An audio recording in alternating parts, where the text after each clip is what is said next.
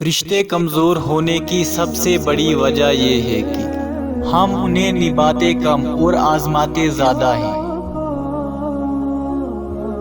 کسی فیصلے کے وقت اگر بات قرآن تک پہنچی جائے تو فیصلہ قرآن کے اوپر ہاتھ رکھ کر نہیں بلکہ اس کے اندر سے پڑھ کر کریں۔ سچا اور مخلص انسان اگر تمہیں بلند نہ بھی کر سکا تو تمہیں گرنے بھی نہیں دے گا۔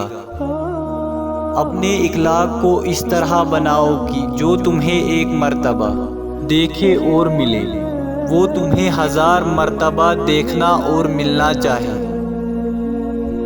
دھرتی پر سب سے زیادہ بوجھ ان نفرتوں کا ہے جو انسانوں کے دلوں میں دوسروں کے لیے ہے۔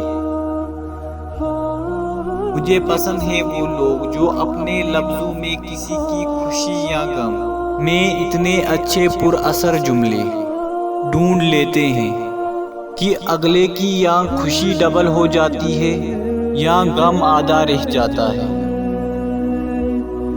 معافی کا مطلب گلے لگانا نہیں بلکہ یہ عہد ہے کہ جو اذیت اس نے مجھے دی وہ میں نے اس کو نہیں دینی۔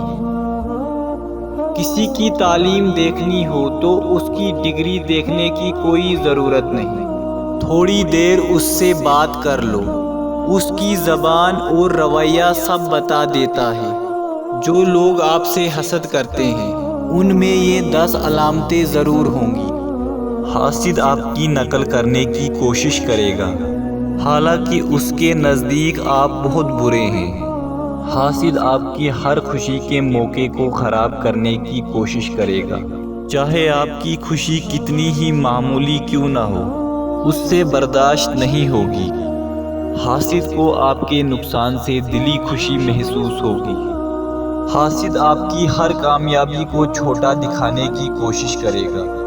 حاسد کے نزدیک آپ کی ہر کامیابی گڈ لک ہے، چاہے آپ نے اس کامیابی کے لیے کتنی ہی محنت کیوں نہ کی ہو۔